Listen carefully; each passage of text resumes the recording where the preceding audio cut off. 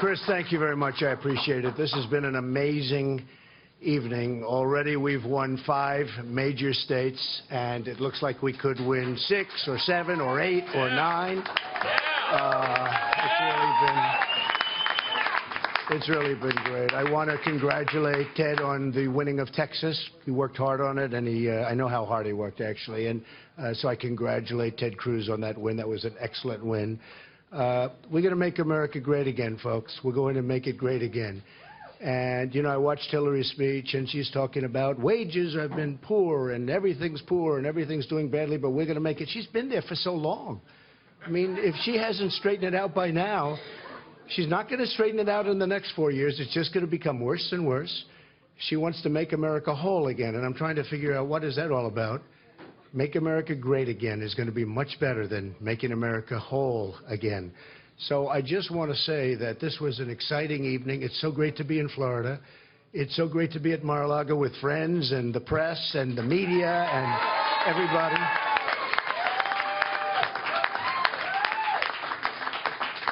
I know it was a very tough night for Marco Rubio. He had a tough night, but he worked hard. He spent a lot of money. He is a lightweight, as I've said many times before. But you know what? We're going to go to Florida. We're going to spend so much time in Florida. We've got about a 20-point lead. I know that a lot of groups, a lot of the special interests, and a lot of the lobbyists and the people that want to have their little senator do exactly as they want, they're going to put $20 or $25 million into it over the next 2 weeks from what just came over the wires. And frankly, I think that's fine. As far as I'm concerned, it's fine. And if he wins, they'll have total control. But he's not going anywhere anyway. But we'll see what happens. But we're going to spend a lot of time in Florida. The Virginia win was just a great win because it's a place that is just spectacular and a place that we have big investments in, as we have in Florida. Remember, we have thousands of employees in Florida, all along Miami, Doral and Mar-a-Lago and so many other places. And it's been an amazing place to invest. It's been amazing to have so many wonderful employees, some of whom are here tonight, really urging us on. And, you know, I have thousands of employees all over the country, actually all over the world. But for purposes of tonight, we'll just say all over the country. And it's been just so beautiful to watch this company grow and to watch it grow so strongly. Recent articles came out talking about how great a company we built. And now we want to put that same ability into doing something for our nation. I mean, our nation is in serious trouble. We're being killed on trade, absolutely destroyed. China is just taking advantage of us. I have nothing against China. I have great respect for China. But their leaders are too smart for our leaders. Our leaders don't have a clue. And the trade deficits at $400 billion and $500 billion are too much. No country can sustain that kind of trade deficit. It won't be that way for long. We have the greatest business leaders in the world on my team already. And believe me, we're going to redo those trade deals, and it's going to be a thing of beauty. You look at countries like Mexico, where they're killing us on the border, absolutely destroying us on the border. They're destroying us in terms of economic development. Companies like Carrier Air Conditioner just moving into Mexico, Ford moving into Mexico, Nabisco closing up shop in Chicago and moving into Mexico. We have to stop it, folks. I know how to stop it. We're going to create jobs. We're going to create jobs like you've never seen. We're going to lower taxes. I have a plan that Larry Kudlow and so many others think is the best plan they've seen. We're going to lower taxes substantially for the middle class. The middle class has been forgotten in our country. It really helped and really probably was the predominant factor in making our country into a country that we all love so much and we're all so proud of. But we've forgotten the middle class, and we're going to lower taxes. We're lowering taxes on business. You look at all the companies that are moving out.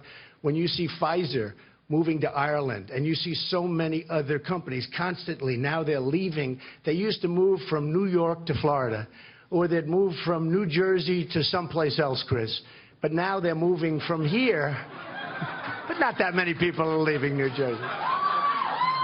But Chris understands the problem, fully understands. Now they're leaving from places that they used to move to into other parts of the world. We can't let that happen.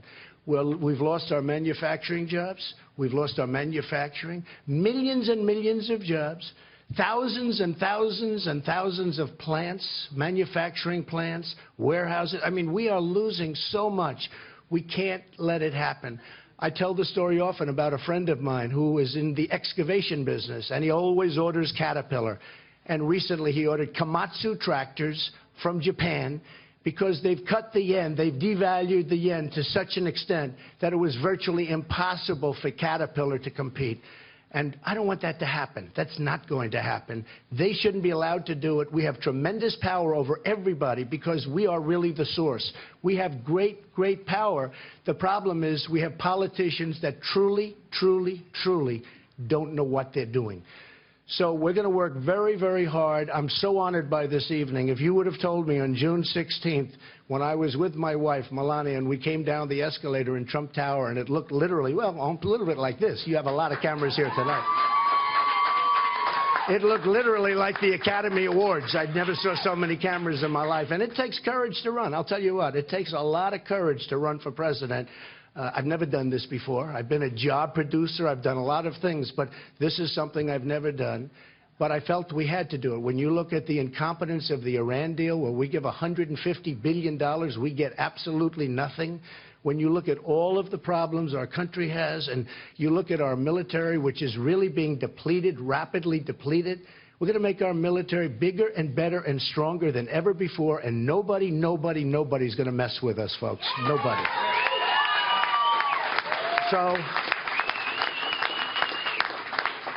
So it's just an amazing honor to have you with me tonight. And if you want press, I think we told you before it would be okay if you want to ask a few questions. Yes, go ahead. Mr. Trump, you said that your campaign is focused on uniting, not dividing. Your right. critics would suggest you're dividing not just the country, but your party. There's been a lot of pressure recently to either support or reject you within the Republican Party specifically. Some strongly worded statements coming out in recent days, including one from the senator from Nebraska, Ben Sasse, who said, if Donald Trump ends up as the Republican nominee, conservatives will need to find a third party option. Well, they can always do that, and then they'll just lose everything, and that would be the work of a loser. But let me just explain something. If you've seen what's happened, whether you go to South Carolina, where I had a huge victory, where we had a tremendous victory in New Hampshire, tremendous in Nevada, you look at what's happened, and tonight, of course, is the best of all. I mean, right now they're projected, I guess, 6, but it could be 7, 8, 9, and major states. It's Georgia, Alabama, Massachusetts, Tennessee, Virginia. And, you know, these are amazing states, and we're going to probably get a lot more. In fact, we're projected to have some pretty good additional numbers. But I will say this. Look, we have expanded the Republican Party. When you look at what's happened in South Carolina and you see the kind of numbers that we got in terms of extra people coming in, they came from the Democratic Party or the Democrat Party, and they're Democrats and they're longtime Democrats, and they were never going to switch, and they all switched, and they were independents. And we've actually expanded the party. Look at the number of votes we had in that area, as an example. 4 years ago, they had 390,000 or so votes. We doubled it. We were almost 800,000. Whereas the Democrats went down. There's much less enthusiasm for the Democrats. So, look, I'm a unifier. I know people are going to find that a little bit hard to believe, but believe me, I am a unifier. Once we get all of this finished, I'm going to go after one person. That's Hillary Clinton, on the assumption she's allowed to run, which is a big assumption. I don't know that she's going to be allowed to run. And I think that's, frankly, going to be an easy race. You see the polls. I beat Hillary in many polls. I know one thing. I don't think Marco's going to be able to beat her. I don't think, in all fairness, I think Ted's going to have a very hard time. But Ted at least has a shot because at least he's won a little bit. So I just tell you this. We are going to be a much finer party, we're going to be a unified party. I mean, to be honest with you. And we are going to be a much bigger party, and you can see that happening. We're going to be a much bigger party. Our party is expanding, and all you have to do is take a look at the primary states where I've won, and just look where we've gone from X number to a much larger number. That hasn't happened to the Republican Party in many, many decades. So I think we're going to be more inclusive. I think we're going to be more unified. And I think we're going to be a much bigger party, and I think we're going to win in November. Okay, yeah.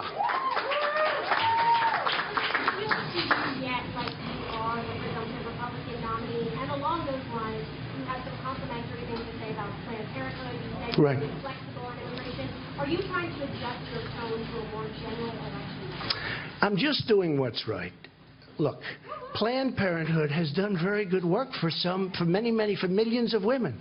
And I'll say it, and I know a lot of the so-called conservatives, they say that's really, because I'm a conservative, but I'm a common sense conservative. But millions of women have been helped by Planned Parenthood. But we're not going to allow and we're not going to fund as long as you have the abortion going on at Planned Parenthood. And we understand that, and I've said it loud and clear. And we'll see what happens. But Planned Parenthood, millions of people, and I've had thousands of letters from women that have been helped. And this wasn't a setup. This was people writing letters. I'm going to be really good for women. I'm going to be good for women's health issues. It's very important to me. Very important to me. And maybe that's not a perfect conservative view, but I can tell you one thing. I'm more conservative than anybody on the military, on taking care of our vets, on the border, on the wall, on getting rid of Obamacare and coming up with something much, much better, and certainly getting rid of Common Core and bringing education to a local level so that you're going to have good education for our children who are being absolutely starved for proper education. So, Sarah, I mean, you know, you can call it what you want, but I am a truth teller, and I will tell the truth, okay? Yeah, go ahead, finish it. Go ahead. Do you feel like the productive nominee at this point? I feel awfully good. I mean, I'm watching your people. I'm watching your people on, and I'm going to be very nice. I'm going to be very nice. I'm watching your people on CNN, and I'm watching the Fox people, and I'm watching the MSNBC people, too.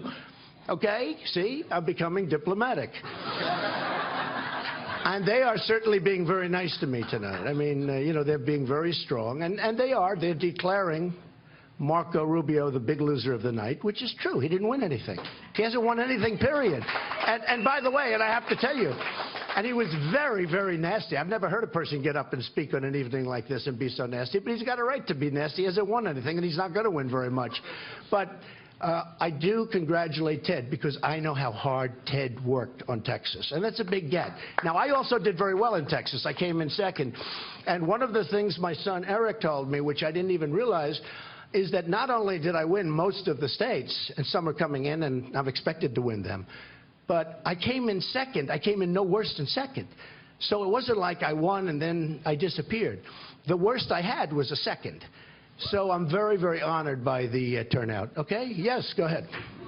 Trump, in Washington today, Paul Ryan, Speaker of the House, and Majority Leader Mitch McConnell felt it necessary to suggest that you had not been clear enough, you've been unequivocal about the role of hate groups or the KKK Right. play in relationship to your movement or your overall orientation to politics. Right. Are they wrong? Oh, they're totally wrong. Look, I disavowed. I disavowed when in fact, Chris is my number one. When Chris gave me the honor of joining the campaign, he called me, said, Donald, what you've got is a movement. We spoke today in Kentucky. You've never seen a crowd like that. That had to be 20,000 people inside this massive convention center, and it was incredible. And every place we're speaking, if we have 10,000 people, it's like a small group. We had 35,000 people the other day in Alabama. And when Chris called, he said, this is a movement. This is something like I've never seen. And in all fairness to the press, a lot of the press have said the same thing. They've never seen what's happening right now. They've never seen anything like it. And I'm just honored by it. Now, when Chris joined, we had a news conference, and they asked me the exact same question. I said, I disavow. Now, right after the program that we're talking about, and I thought it was clear, but, you know, we're talking about groups. I do have to know the name of the group, because who knows? I mean, they have to give me the name of the group. But right after, when I reviewed it, I put out a tweet and I put out on Facebook that I totally disavow. Now, everybody knew I did that, but the press refused to look at that. It was right after. And I disavowed then. I disavowed today on ABC with George Stephanopoulos. I disavowed again. I mean, how many times are you supposed to disavow? But I disavow. And hopefully it's the final time I have to do it. But if you look at Facebook and if you look at Twitter, right after the show, I put out a statement because I want everybody to be sure. Yes, go ahead. Trump, you call yourself a negotiator, a deal maker. Is this campaign just the start of a negotiation for you, taking extreme positions in order to move towards the middle? No, it's not. But there is going to always be some negotiation. And it's going to be a good negotiation, not a bad negotiation. It's going to be a negotiation where we'll start at certain levels, and hopefully I will make a great deal and lots of great deals for the American people. So, you know, look, you can't go around just signing our little notices that the president signs all the time, executive orders. He's signed executive order, executive order. It's almost like, I don't even know, does he ever go and deal with Congress anymore? Does he ever speak to the Senate? Does he ever speak with congressmen and get them into a room and get things done? You know, a good example of this, in all fairness, is something that is very, very important to me. Corporate inversion. Carl Icahn, who's a friend of mine who endorsed me, great businessman. It bothers him so much. He calls me about it all the time, where we're losing companies. And we're losing for two reasons. We're losing for a lot of reasons, but the taxes are too high. We're the highest tax nation in the world. And very importantly, they have trillions, for companies, trillions of dollars outside of this country. The Democrats agree it should be brought back in. The Republicans agree it should be brought back in. Everybody agrees it should be brought back in. I could sit in a room, or the Oval Office, for a period of literally a half hour. And I really believe I could get everybody, every single, you know, it's one thing, they don't agree on health care, or they don't agree on Common Core, or they don't agree on other things, and they'll fight. Here's something, almost everybody agrees. These trillions and trillions of dollars should be brought into the country. The president can't make a deal. The reason is he doesn't know how to make a deal, probably doesn't work at it, probably doesn't care, but you're talking about tremendous amounts of money. So when you have something that everybody wants and you can't make a deal, there's something going on that's really wrong. And what it means is you have the wrong leader. Yes? Democrats stonewall you on immigration. Is immigration negotiable? Look, we are going to have a wall, I can tell you. We are going to have a wall. I watched the ex-president of Mexico, the arrogance of this man. And I get along great with the Hispanics. You saw in Nevada, I won in the poll, the Hispanic vote. I have thousands of people that work for me right now that are Hispanic. I've had thousands and thousands over my lifetime. These are great people. The Mexican leaders are too smart for our leaders. And you saw it. Vicente Fox, first of all, he used a word that you should never have. If I ever used that word, you folks would have never, ever, ever let me get away with it. Nobody even talked about the word he used, and this is the ultimate word. But he was angry at the concept of somebody saying that they were going to pay for the wall. Mexico's going to pay for the wall. We have a trade deficit with Mexico of $58 billion a year. $58 billion. The wall is going to cost $10 billion. It's so easy. I've had these guys that I'm on the stage with come, you don't really mean Mexico's going to pay for the wall. As sure as you're standing there, 100% Mexico's going to pay. 100%. And the reason is I'm a businessman. I know how to do this. Politicians are all talk, no action. It's not going to, except for Chris Christie, of course. It's not, look, it's not going to happen. It's not going to happen with these people. So when you think of it, and then they say, you'll never be able to build a wall. Well, it's 2,000 miles, but we really need 1,000 miles. The Great Wall of China, built 2,000 years ago, is 13,000 miles, folks. And they didn't have Caterpillar tractors, because I only want to use Caterpillar if you want to know the truth. Or John Deere. I buy a lot of equipment from John Deere. I love John Deere, too. But they didn't have tractors. They didn't have cranes. They didn't have excavation equipment. The wall is 13,000 miles long. We need 1,000 miles. And we have all of the materials. We can do that so beautifully. And this is going to be a serious wall. This is going to be a high wall. This is going to be a very serious wall. We're going to stop drugs from coming into New Hampshire. You know, when I won New Hampshire, those people were so incredible to me. And when you go, you wouldn't believe it, because it's so bucolic, so beautiful. You look at the fields and you look at everything. It's so beautiful. And yet you go to a meeting in New Hampshire, their number one problem is heroin. The heroin is pouring in, and they have so many of their young people and other people addicted. And I told them, I'm going to stop it. I'm going to stop it. We're going to have a strong border, and I mean strong. And by the way, speaking of people, people are going to come in. And they're going to come into this country, but they're going to come in legally, okay? I have a lot of respect for Rick Scott. I don't know about his endorsement, but he's a friend of mine. I have a lot of respect for Rick Scott. Yeah. For what? Got to find out what's going on. We've got a big problem. We have a big, big problem. I'll tell it like it is. We have a big, big problem. We got to figure it out. We're going to figure it out. Radical Islamic terrorism, big, big problem. Not only for us. You take a look at Germany. You take a look at Sweden. You take a look at Brussels. You look at some of these places, it's like a disaster.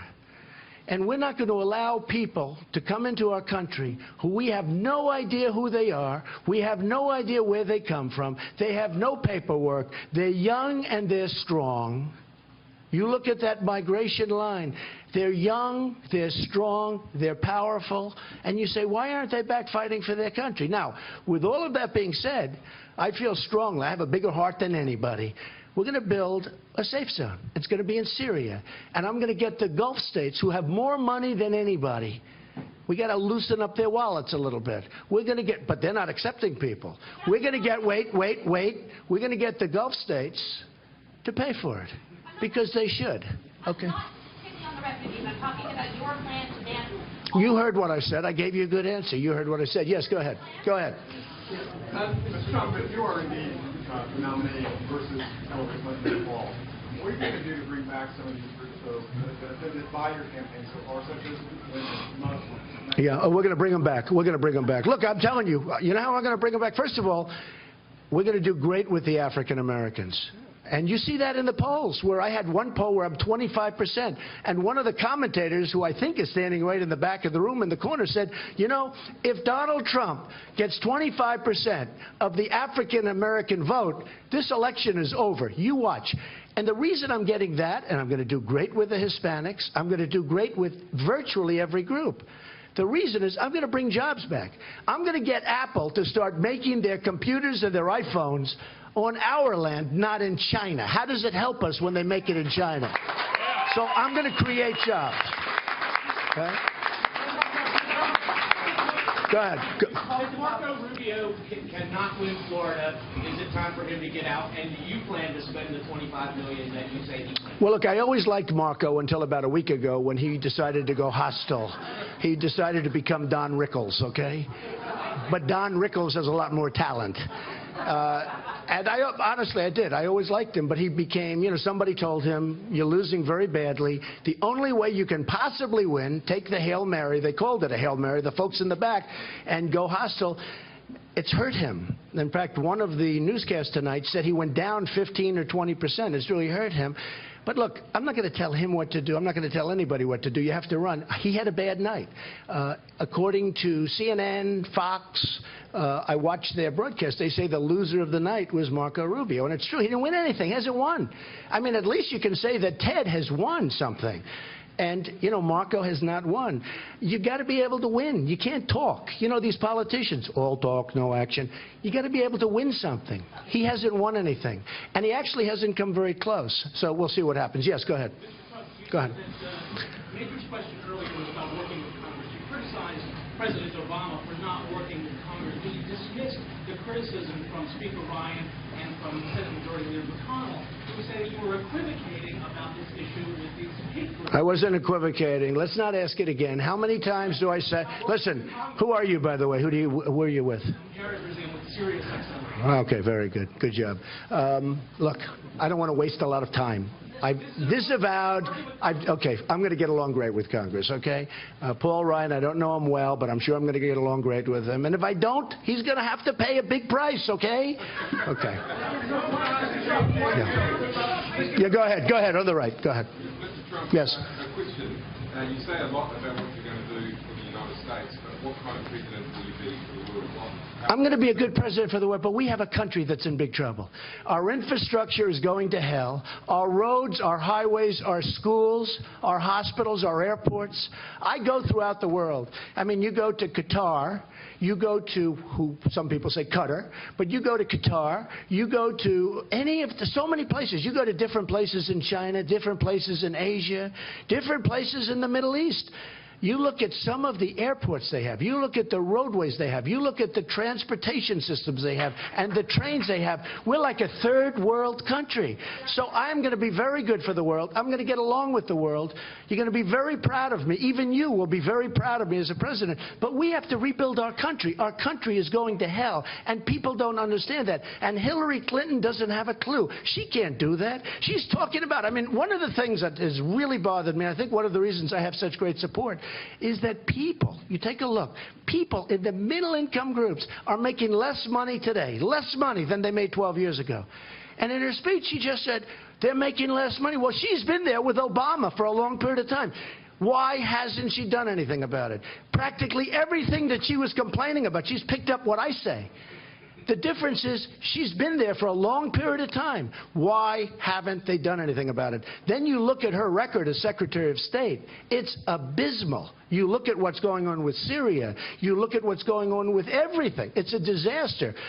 So we're going to have an interesting period of time. I don't know that she's going to be allowed to run. What she did is a criminal act.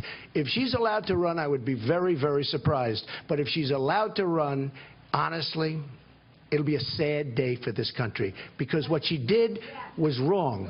And what she did, let me just tell you, what she did was wrong. And other people have done far less than her, and they paid a very, very big price.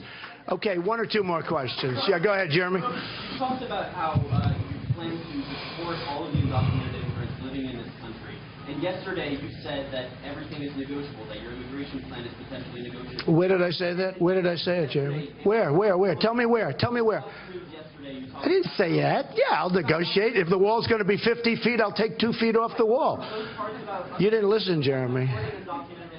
Those parts of your plan negotiable? And would you consider allowing the people who said you would bring back into the country, would you allow them to stay in the country without having to leave the country? At this moment, absolutely not. No. We either have a country or we don't. We have a country or we don't. We have borders or we don't have borders. And at this moment, the answer is absolutely not. Okay, how about one or two more questions? David, go ahead. Make it a nice question, David, please. We're hearing some suggestions, including some from a few of your former aides, that some people inside the Republican National Committee are considering monkey wrenching with your delegates at the state level, trying to clear you away, and maybe even putting it... I think, you know, David, okay, go ahead. At the end of the night, you may very well have maybe sewed up 10 of the 15 states at this point. Is that enough of a brushback pitch that the RNC should just commit to honoring their agreement with you, or do you expect them to welcome that? Well, look, I don't expect. I have a lot of respect for Reince and for the group, and I like the RNC, and I don't know that I've been treated fairly or not. I really don't know. I can't tell you that. But I can tell you that I do respect them. What I really have is a great number of people. I have millions and millions of people. And when I was watching those broadcasts just a little while ago before I came in here, because I wanted to see exactly where we were before I started speaking, I was amazed at the kind of numbers. The Republicans have tremendous energy. The Democrats don't. They don't have any energy. Their numbers are down. Our numbers are through the roof. And people are making the statements they've never seen in modern times, a party that was so energized. I think if somebody is doing as well as I'm doing, and I'm not just speaking for myself, whether it's me or anybody else, but if I'm going to win 5, I've already won 5, but maybe it could be 6, 7, 8, 9, could be 9, could win 9 states tonight.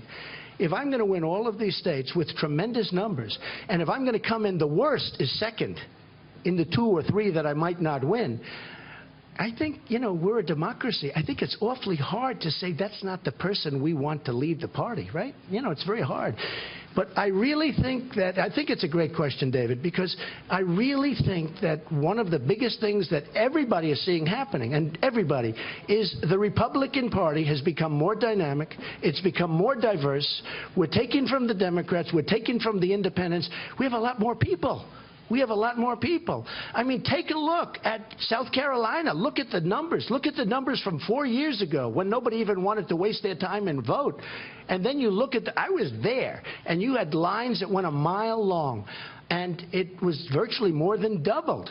So we have a very, very dynamic party, and I think we're going to be able to unify the party. I hope to be able to get along with everybody. I don't know Paul Ryan well, but I hope to be able to get along with him. I do know Mitch McConnell a little bit, but I hope to be able to get along with him.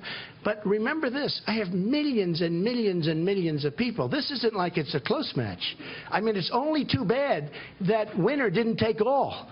Because if winner took all, this thing is over. We're just having a celebration. You know, we're having a celebration. So anyway, I would like to, look, I just want to end by thanking everybody. This has been an amazing period in my life.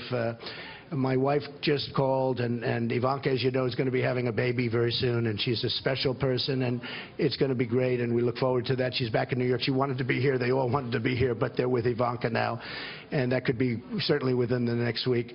But this has been an amazing period of time. It's been amazing for me, even from an educational standpoint. And I think, honestly, we've done something that almost nobody thought could be done. And I'm very proud of it. And I just want to leave you with this. I am a unifier. I would love to see the Republican Party and everybody get together and unify. And when we unify, there's nobody that's going to beat us. Thank you very much, everybody. Thank you. Thank you very much. Thank you.